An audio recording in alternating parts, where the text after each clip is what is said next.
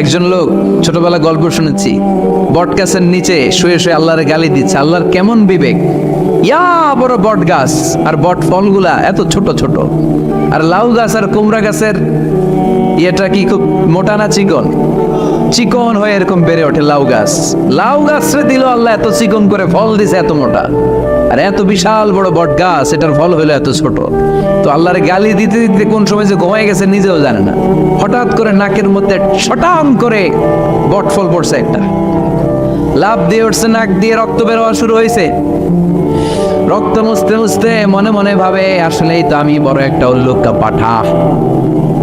আজকে এই বট গাছের মধ্যে যদি লাউয়ের মতো ফল দিত, কুমড়ার মতো ফল দিত, আমার নাকের উপরে ওই লাউ আর কুমড়া বললে আমি থাকতাম না, আমি বিদায় হয়ে যেতাম, অক্কা পেয়ে যেতাম, ঠিক কিনা? যেখানে যেটা যেভাবে যতটুকু দরকার তার নাম, চিৎকার করে তার নাম। আল্লাহ বললেন আমি হলাম রব্বিল আলামিন, জগৎ সমূহের রব। আলাম মানে একটা জগৎ, আলামিন মানে অনেক জগৎ, মাল্টি ডাইমেনশনাল ইউনিভার্স।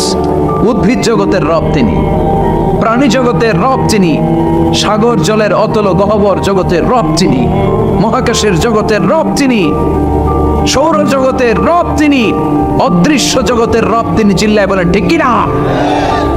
এজন্য আল্লাহ বললেন আলহামদুলিল্লাহি রাব্বিল আলামিন, যত জগৎ আছে সব জগতের রব আল্লাহর জন্য প্রশংসা। রাজি আছেন?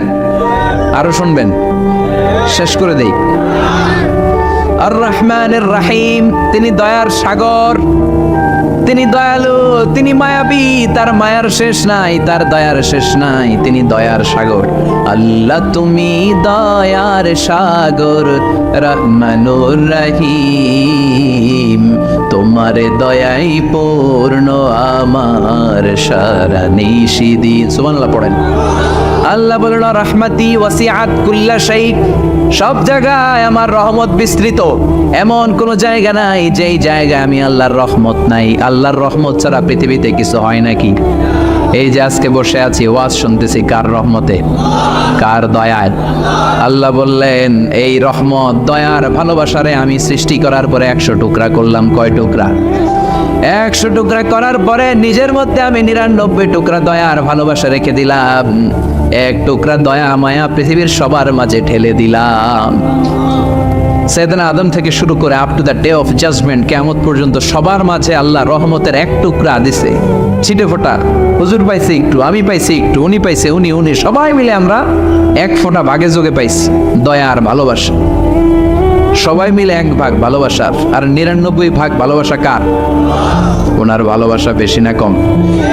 1 ভাগ ভালোবাসা আমরা পেয়ে পৃথিবীতে ভালোবাসার গানের শেষ নাই, ভালোবাসার মুভির শেষ নাই, ভালোবাসার উপন্যাসের শেষ নাই। 1 ভাগ ভালোবাসা আমরা পেয়ে কত ভালোবাসার গান, নাটক, সিনেমা। তো 1 ভাগ ভালোবাসার ঠেলা যদি এমন হয়, যার মধ্যে তিনি 99 টুকরা ভালোবাসা রেখে দিয়েছেন, তার ভালোবাসাটা কত? 1 টুকরা ভালোবাসার নমুনা হিসেবে আমরা দেখি ছেলের জন্য বাবা জীবন দেয়, আছে না নাই? ছেলের অ্যাক্সিডেন্ট থেকে বাঁচাতে যে ছেলেটারে ধাক্কা মেরেছে, গাড়ি এসে বাবারে থেতলে ফেলেছে। বন্যার পানিতে মা ডুবে যায়, ছোট কন্যাটারে বালতির মধ্যে ধরে রেখেছে, পানি খেতে খেতে মা দুনিয়ায় নাই, মেয়েটা মরে নাই, আছে না নাই? 1 টুকরা ভালোবাসার ছিটে ফোঁটা তুমি পেয়েছো। তার নমুনা যদি এমন হয়, 99 টুকরা ভালোবাসা নিয়ে যিনি আরশের উপরে আছে, তার দয়া কবে? Do you feel that? Do you imagine that? আপনি কি এটা ফিল করেন? আপনাকে ফিল করতে হবে। এজন্য আল্লাহ বলে গোলাম 24/7, 24 ঘন্টা আমার দরজা খোলা। কত পাপ করেছিস, কত অন্যায় করেছিস, কত পর্নোগ্রাফি দেখেছিস, কত হিন্দি সিনেমা দেখেছিস, কত অশ্লীল মেয়েদের নাচ দেখেছিস, রাত্রিবেলা নেকেড ভিডিও দেখেছিস, কত অন্যায় করেছিস, আজও আমার দরজা তোর জন্য খোলা আছে না নাই?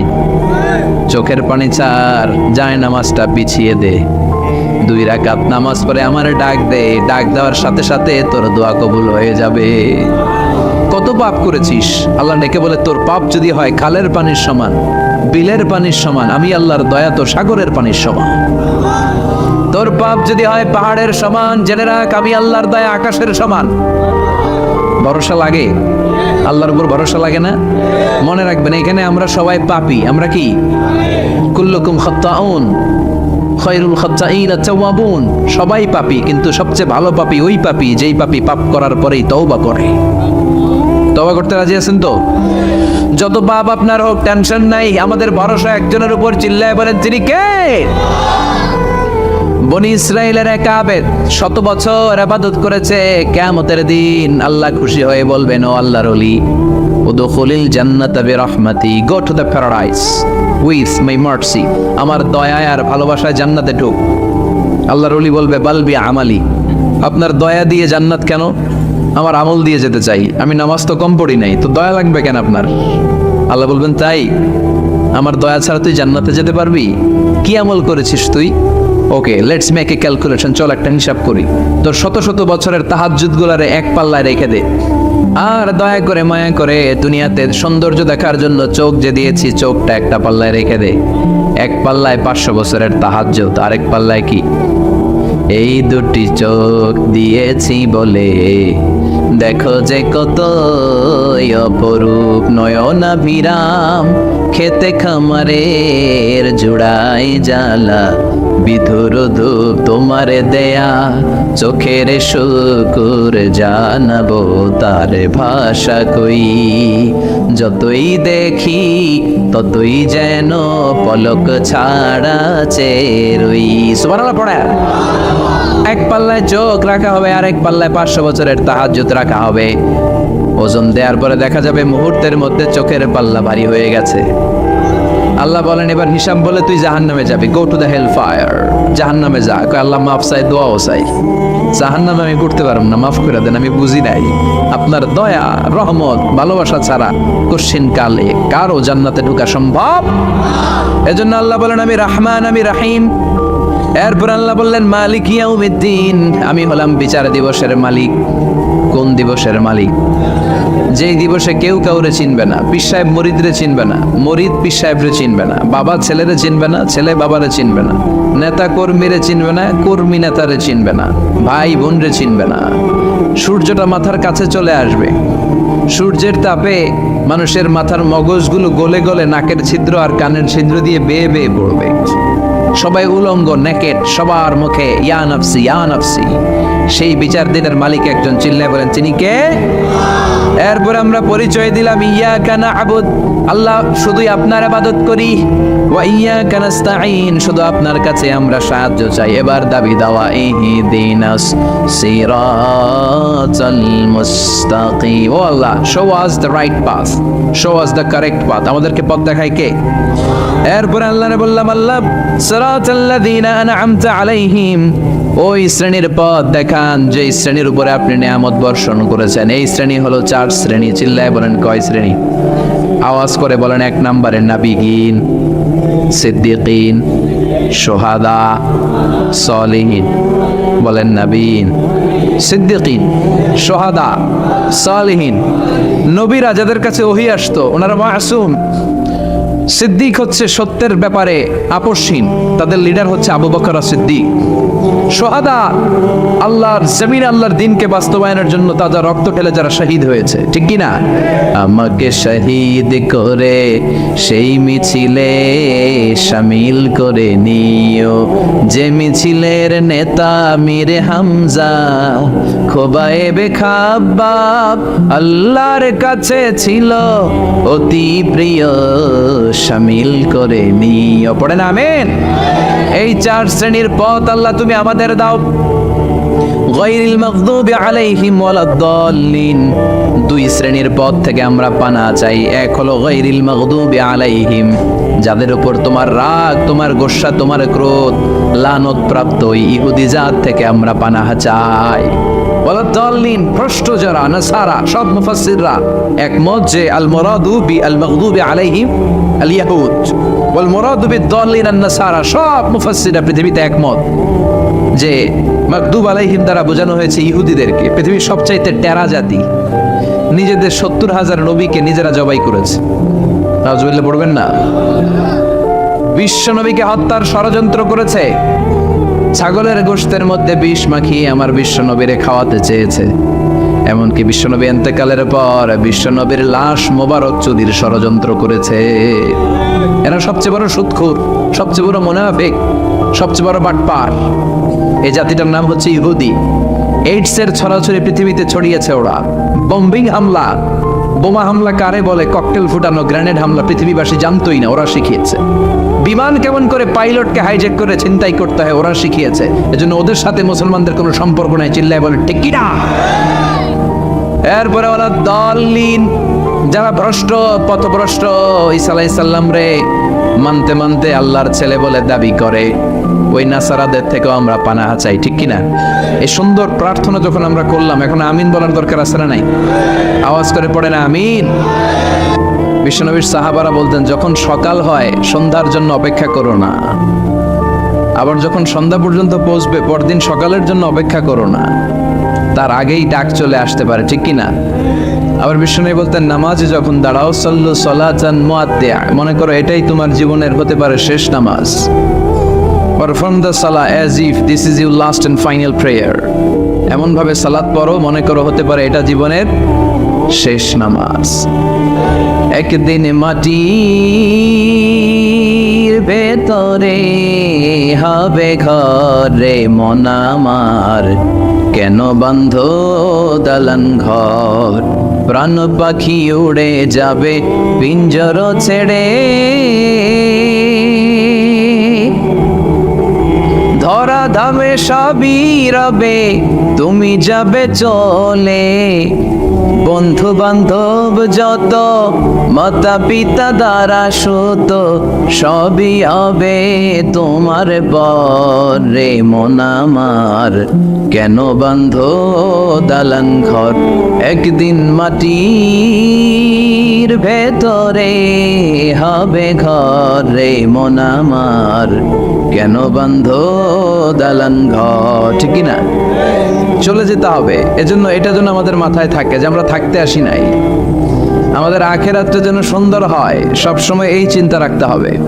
আমাদের মোরাল বেসিস, আমাদের ethical level is going down, ইখলাস তাকওয়া ইজ গোয়িং ডাউন। আল্লাহর উপর ভয়, আল্লাহর উপর অগাধ বিশ্বাস এবং আস্থা দিন দিন আমাদের কমছে, আর দুনিয়াকে পাওয়ার লোভ আমাদের বাড়ছে। ঠিক কি না? কিন্তু আমরা থাকতে আসি নাই, চলে যাব।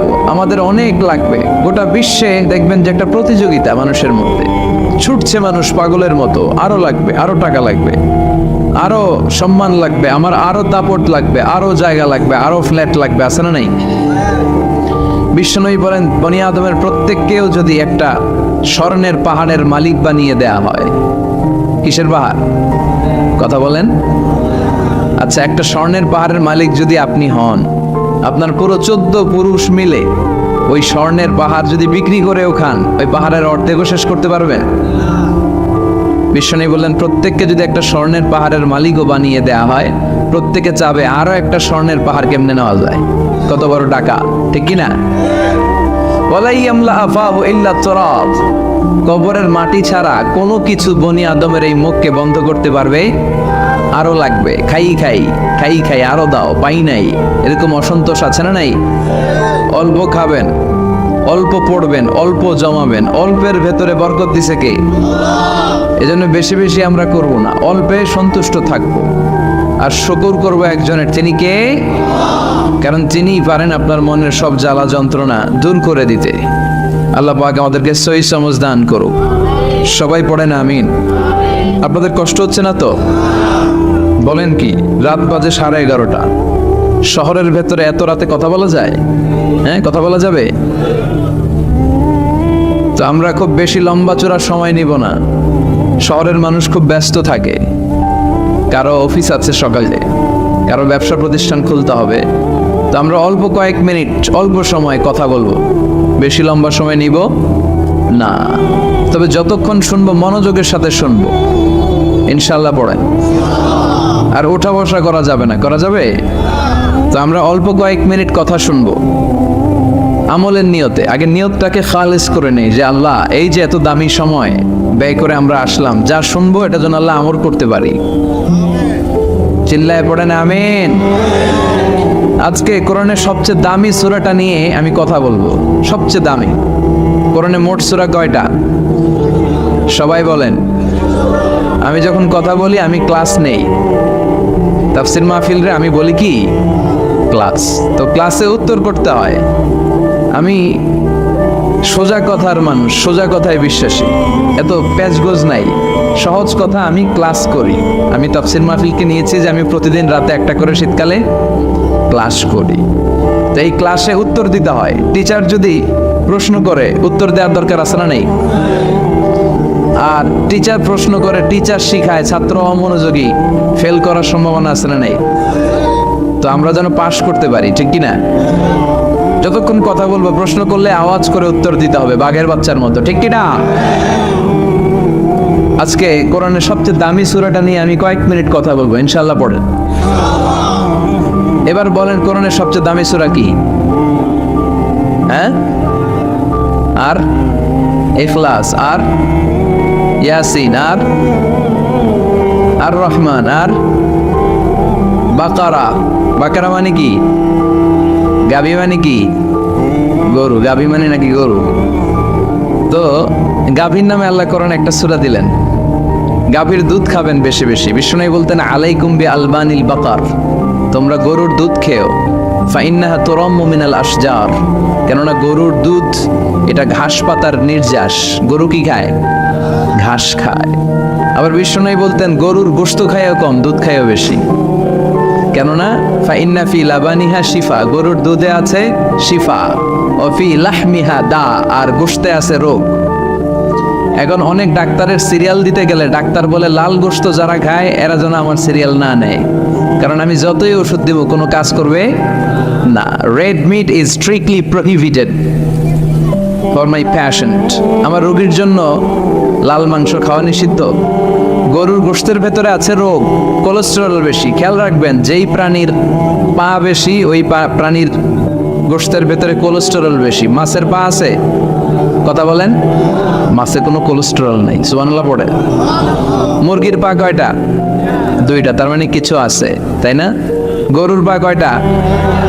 তার মানে কোলেস্টেরলের পরিমাণ বেশি না কম? এবার বলেন চিংড়ি মাছের পা কয়টা? কয় হুজুর হিসাব নাই। তাহলে কোলেস্টেরলেরও হিসাব নাই। এগুলো কম কম খেতে হবে, ঠিক কি না? তো এজন্য দুধ খেতে হবে বেশি। জান্নাতে যারা যাবে আল্লাহ তাআলা জান্নাতীদের জন্য 4টা শারাবান তাহুরা রাখবেন। ওয়াসাকাহুম রাব্বুহুম শারাবান مثل الجنة التي وعد المتقون فيها أنهار من ماء غير آس وأنهار من لبن لم يتغير طعمه وأنهار من خمر لذة للشاربين وأنهار من عسل مصفى سبحان الله।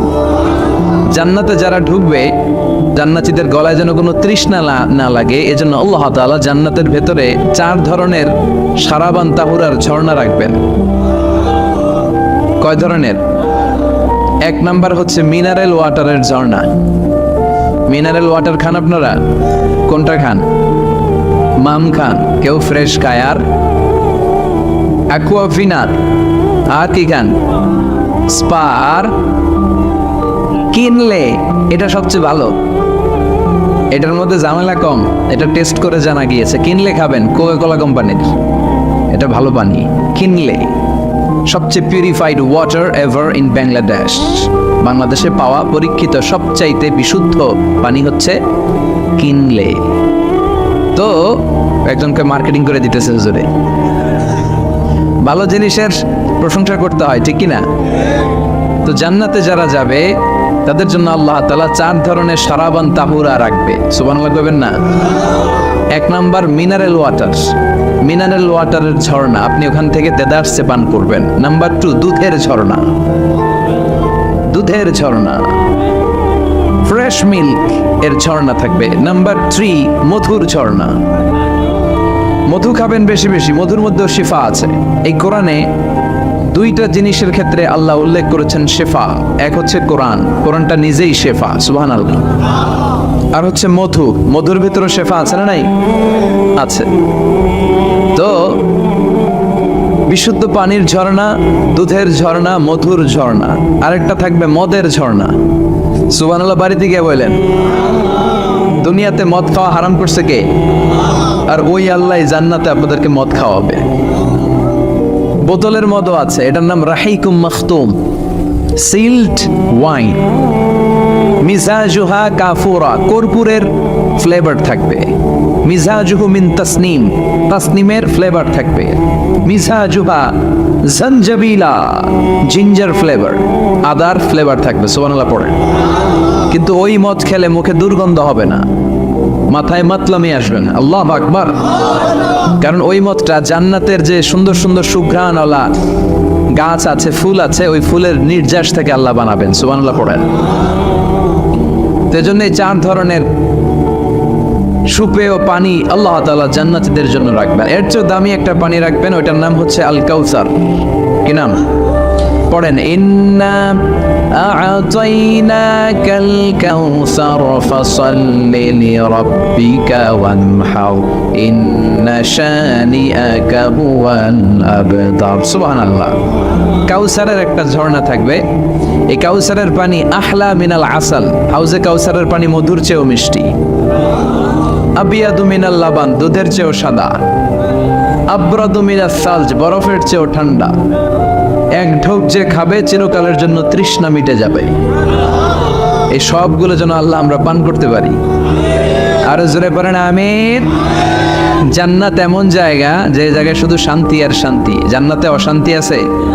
মারামারি, কাটাকাটি, কিলাকিলি, হরতাল, টেনশন, ব্যারাম আছে কি? আরাম। জান্নাতে আছে কি? নাই কি? ব্যারাম। আরামের জায়গা, কোনো টেনশন নাই।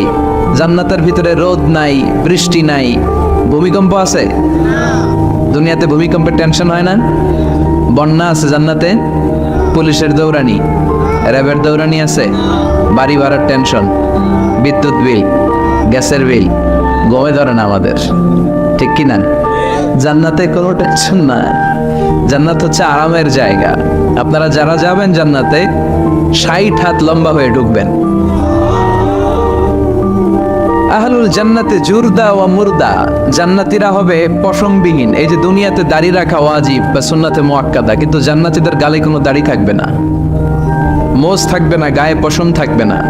আবনাউ সালাসি ওয়া সালাসিন, সব জান্নাতি পুরুষরা হবে 33 বছরের তাগড়া যুবক। আল্লাহ, এখানে যেমনি আমরা একত্রিত হলাম, তোমার জান্নাতেও যেন আমরা একত্রিত হতে পারি, তুমি তৌফিক দাও। আর জোরে পড়েন আমিন। এতগুলো কথা কোত্থেকে এসেছে জানেন? জিজ্ঞেস করেছিলাম সবচেয়ে দামি সূরা কোনটা? একজন বলছে বাকারা। বাকারা মানে গাভী, গাভী থেকে দুধ, দুধ থেকে জান্নাত। সুবহানাল্লাহ পড়েন। কোরআনের কথা শেষ হতে যায় না, ইন্টার রিলেটেড, তাই না? একটার সাথে আরেকটা মিলে থাকে। খেয়াল রাখবেন, আল্লাহর কথা রাসূলের কথায় কোনো ফাঁক ফোকর নাই, আছে? এজন্য এই দুইজনের কথাই আমরা মানব। বিদায় হজের ভাষণে বিশ্বনবী বলেছিলেন, লাকাদ তারাকতু ফীকুম আমরাইন লান তাদিল্লু মা তামাসসাকতুম বিহিমা কিতাবাল্লাহ ওয়া সুন্নাত রাসূলি। আমি তো চলে যাব, রেখে যাব দুটো জিনিস, যদি দুটো জিনিসকে মেনে চলো কখনো বিভ্রান্ত হবে না। একটা হচ্ছে আল্লাহর কিতাব, আর একটা হচ্ছে বিশ্বনবীর সুন্নাত। এই দুইটা আমরা আঁকড়ে ধরবো। রাজি আছেন তো?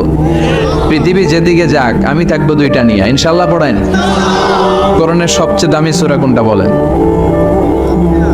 ফাতিহা। কিছু বলতেছে ফাতিহা, পিছনের বাইরে কি বলবেন? হ্যাঁ, ইয়াসিন। আর আচ্ছা, এবার বলেন, আমি সহজ করে দিই, বলেন কোন সূরা না পড়লে নামাজ হয় না? এবার ক্লু পাইছে, এবার ক্লু পেয়েছে। এই সূরা ছাড়া নামাজ হয় না। আমি যদি পড়াই হবে না, এই মসজিদের ইমাম সাহেব পড়াইলে হবে না, কিন্তু বাইতুল মুকাররমের খতিব পড়াইলে আবার হবে। হবে না? শাইখ আব্দুর রহমান সুদাইস পড়ালে তো হবেই। খাইছে কত বড় মুফতি দেখছেন, ফতোয়া দিয়ে দিচ্ছে জি না, আসলেই হবে না। কারণ এটা এমন সূরা, এই সূরা না পড়লে নামাজ হয় না। বিশ্বনবী বুখারীর বর্ণনায় বলেছেন, আ'যামুস সুওয়ার ফিল কোরআন, কোরআনের সবচেয়ে দামি সূরা। এটা আমার বানানো কথা না, সবচেয়ে দামি সূরা। এই সূরার মতো সূরা কোরআনে তো নাই, তাওরাতের ভেতরেও নাই, ইনজিলের ভেতরেও নাই, জাবুরের ভেতরেও নাই। 60টা মাত্র আয়াত। কয়টা? কার কার মুখস্থ নাই হাত তোলেন? সূরা ফাতিহা মুখস্থ নাই কার কার? হাত তোলেন। হিন্দু ভাই নাই কেউ? আমাদের অনেক মাহফিলে হিন্দুরা আসে, হিন্দুদেরও মুখস্থ। সুবহানাল্লাহ কইবেন না? আমি একবার লঞ্চের ভেতরে তুফানে পড়ছিলাম, তো লঞ্চ ডুবে যাবে তুফানের ধাক্কায়। তো দেখলাম লঞ্চের ভেতরে শুধু মুসলমানরাই জিকির করে না, হিন্দুরাও জিকির করে। তুফান থেমে যায়, জিকিরও থেমে যায়। কত বড় ডাকাত! তুফান শুরু, জিকিরও। সবার মুখে এক চিৎকার, বাঁচাও। আমি বললাম কে বাঁচাবে? হুজুর আমনে। ভাবছে আমি দোয়া কালাম বললে বেঁচে যাবে, তো আমি বললাম আমি যে বাঁচাবো, আমারে বাঁচাবে কে? মনে রাখবেন, কেউ বাঁচাতে পারে না, একজন ছাড়া। চিৎকার করে বলতে হবে তিনি কে। কোরআনের সবচেয়ে দামি সূরার নাম সবাই বলেন। এই সূরাতুল ফাতিহার মাত্র 7টা আয়াত। কয়টা আয়াত? এই 7টা আয়াত নিয়ে কয়েক মিনিট একটু আল্লাহর রাস্তায় কুরবানি করা যাবে না? কান দুইটা খরগোশের মতো খাড়া করে। খরগোশ কান খাড়া করে শুনে, এজন্য খুব পিন ড্রপ সাইলেন্ট, পিন পতন নীরবতাও খরগোশ কান দিয়ে শুনতে পায়। এই সূরাটা হচ্ছে আউয়ালুস সূরা নাযালা কামিলান মিনাল কোরআন, কোরআনের সর্বপ্রথম নাজিল হওয়া পূর্ণাঙ্গ সূরা। এই সূরার আগে কোন সূরা পূর্ণাঙ্গ একসাথে নাজিল হয় নাই। কোন সূরার 5 আয়াত, 10 আয়াত, 20 আয়াত। আপনারা যে এখন সুন্দর কোরআন দেখতেছেন, বিশ্বনবীর সময় কি এই কোরআন ছিল? না। 23 বছরের লম্বা জিন্দিগিতে বিশ্বনবীর কাছে এই কোরআন নাজিল হয়েছে। পরবর্তীতে এটার কম্পাইলেশন করা হয়েছে, scripture, holy scripture, the Quran, whereof there is no doubt, no suspicion in it, and a guidance to those who are muttaqin. এটা এমন বই যেটাতে আল্লাহ কোনো ভুল রাখে নাই, মুত্তাকিনদের জন্য এটা পথ নির্দেশিকা হিসেবে আল্লাহ পাঠিয়েছে। পড়েন সুবহানাল্লাহ। তো সূরাতুল ফাতিহার আগে অনেক সূরা নাজিল হয়েছে, কিন্তু একটু একটু করে, পুরোটা একসাথে না। এই সূরাটা পুরোটা একসাথে সর্বপ্রথম নাজিল হয়েছে। এজন্য এই সূরাটারে আবার বলে ফাতিহাতুল কিতাব, মানে preface of the book, introductory সূরা। কোরআনটা খুললেই সর্বপ্রথম আপনার নজরে যে সূরাটা পড়বে, সূরাটার নাম সবাই বলেন সূরাতুল ফাতিহা। আবার বিশ্বনবী এটাকে বলেছেন কোরআনের মা। কি বলেছেন? চমৎকার একটা ইনফরমেশন না? মনে রাখতে হবে। তাহলে কোরআনের মায়ের নাম কি? মনে থাকবে? বলেন তো, সকল পৃথিবীর সব শহরের জনপদের মায়ের নাম কি? মাক্কাতুল মুকাররমা। তেমনি কোরআন আল কারীমের মায়ের নাম হচ্ছে সূরাতু আল ফাতিহা। এরপরে বিশ্বনবী বলেছেন এই সূরাটা হচ্ছে সূরাতুল ওয়াফিয়া, অখণ্ড সূরা। এই সূরাকে খণ্ড খণ্ড করে পড়া যায় না। কেউ প্রথম রাকাতে সূরাতুল ফাতিহার অর্ধেক, দ্বিতীয় রাকাতে বাকি অর্ধেক যে পড়ছে হইছে। কিন্তু কেউ প্রথম রাকাতে সূরা আর রহমানের 10 আয়াত, পরের রাকাতে বাকি 10 আয়াত। কোনো সমস্যা আছে? সমস্যা নাই। তার মানে এই সূরার নাম সূরাতুল ওয়াফিয়া, অখণ্ড সূরা। মানে এই সূরাকে খণ্ড খণ্ড করে পড়া যায় না, পড়লে পুরোটাই পড়তে হয়। সুবহানাল্লাহ পড়েন। আবার এই সূরার আরেকটা নাম হচ্ছে সূরাতুদ দুআ, দোয়ার সূরা। কিসের সূরা? কেমন করে আল্লাহর কাছে প্রার্থনা করতে হয়, দোয়া করতে হয়, ফরিয়াদ করতে হয়, সে কথা এই সূরার ভিতরে আছে না নাই? কারণ এই সূরাতে আমরা প্রতিদিন একটা দোয়া করি, ইহদিনাস সিরাতাল, মানে কি? আল্লাহ আমাকে সরল সঠিক পথ দেখাও। আমাদেরকে পথ দেখায় কে? চিল্লায় বলেন।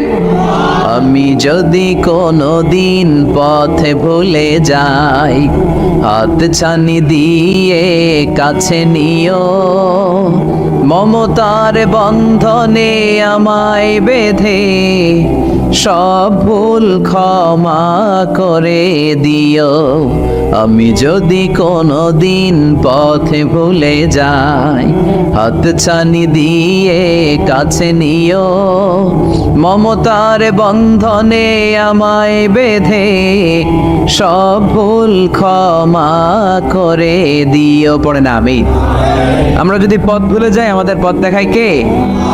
এজন্য এই সূরাটার নাম সূরাতুদ দুআ, প্রার্থনার সূরা। কেমন করে আল্লাহর কাছে প্রার্থনা করতে হয় এই সূরার ভেতরে আছে না নাই? এরপরে এই সূরার নাম হচ্ছে সূরাতুস সালাহ, নামাজের সূরা। কিসের সূরা? সব সূরা ছাড়া নামাজ হয়, সূরাতুল ফাতিহা ছাড়া নামাজ হয়?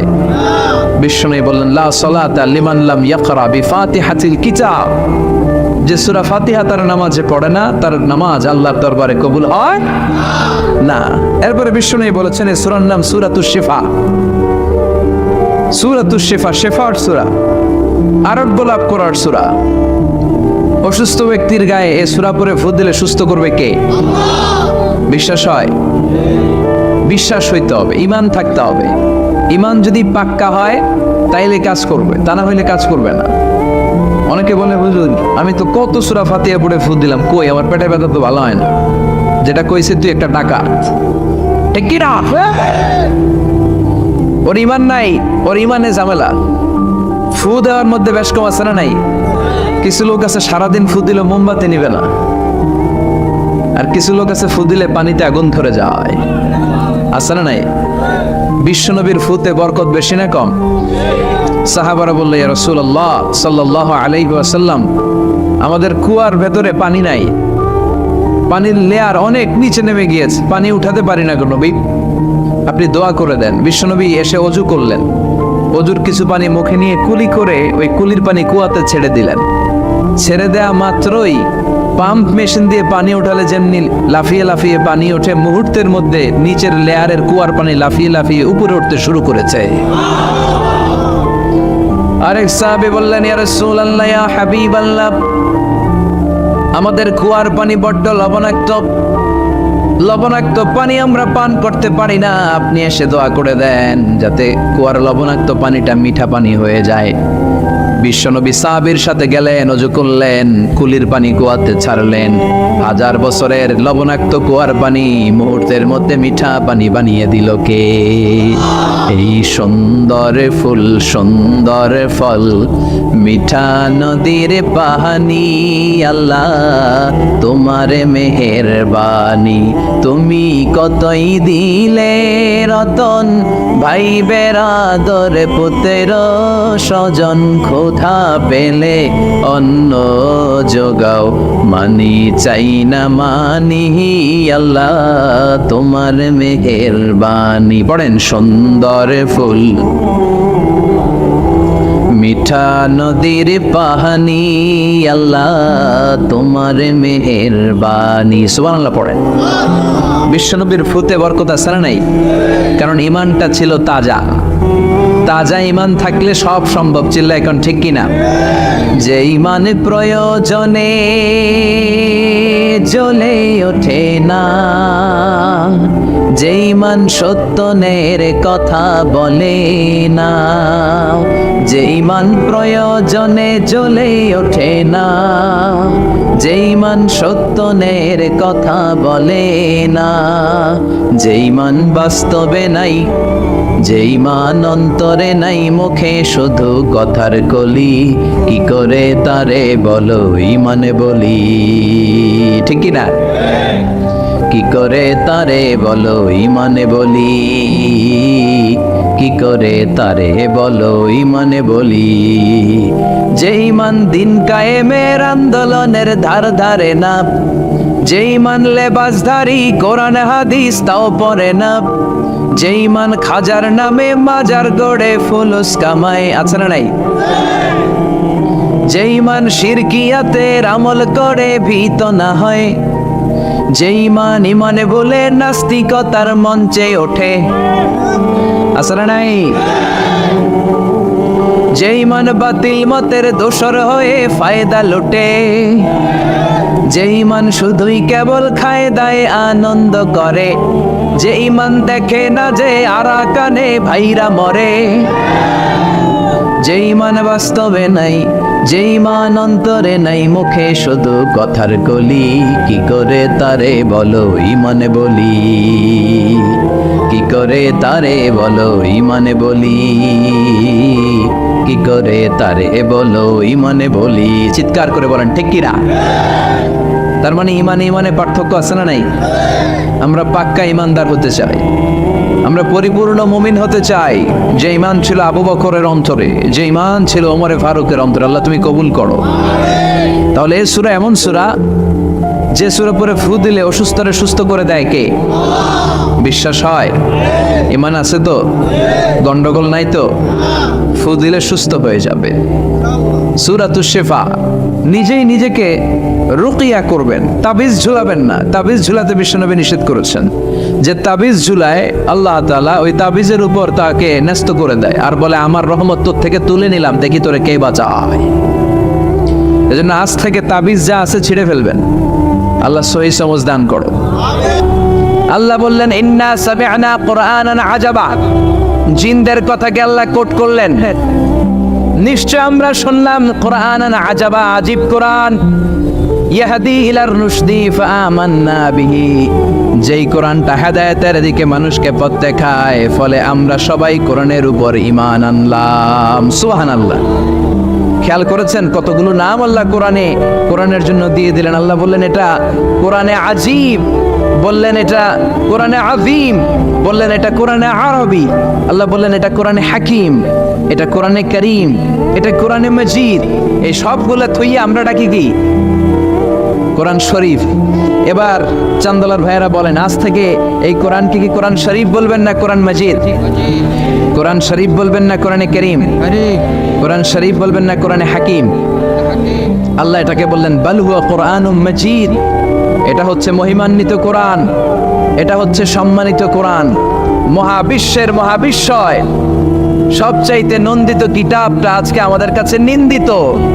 কিন্তু অবাক করা বিষয় হচ্ছে যে এই বইটাকে আল্লাহ তাআলা আমাদের হেদায়েতের জন্য দিলেন, এই বইটা নিয়ে কটু কথা বলে এরকম কিছু বেয়াদব বাংলাদেশে আছে না নাই? আমার আব্বারে গালি দাও কিছু বলবো না, আমার দলকে গালি দিলেও কিছু বলবো না, কিন্তু আমার কোরআনকে গালি দিলে খবর আছে না নাই? আমার নবীরে গালি দিলে খবর আছে না নাই? আমরা মুসলমান কোরআন পাগল, চিল্লা এখন ঠিক কিনা? আমরা এই কোরআন নিয়ে বাঁচতে চাই, এই কোরআন বুকে নিয়ে মরতে চাই। রাজি আছো মুসলমান?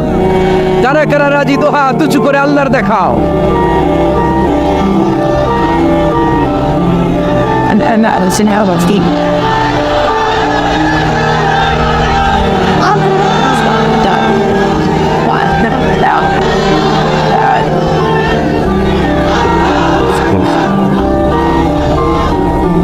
আল্লাহ আমাদের স্লোগানকে তুমি কবুল করো, এই কোরআনের শাফাত আমাদের নসিব করো। আল্লাহ বললেন বাল হুয়া কোরআনুম মাজিদ, এটা মহিমান্বিত কোরআন, ফি লাউহে মাহফুজ, লাউহে মাহফুজে এই কোরআনের ঘর বানিয়ে দিয়েছে কে? আবার রব্বুল আলামিন বললেন কিতাবটা এমন কিতাব, এই কিতাবের দিকে নজর করলেই সওয়াব আছে না নাই? আন-নাযার ইলা সালাসাতি আশিয়া ইবাদা, তিনটা জিনিসের দিকে নজর করার সাথে সাথে আমলনামায় সওয়াব দিয়ে দেয় কে? এক নাম্বার আন-নাযার ইলাল কাবা, মক্কায় যে কাবার দিকে নজর করার সাথে সাথে আমলনামায় সওয়াব আসরাড়াই।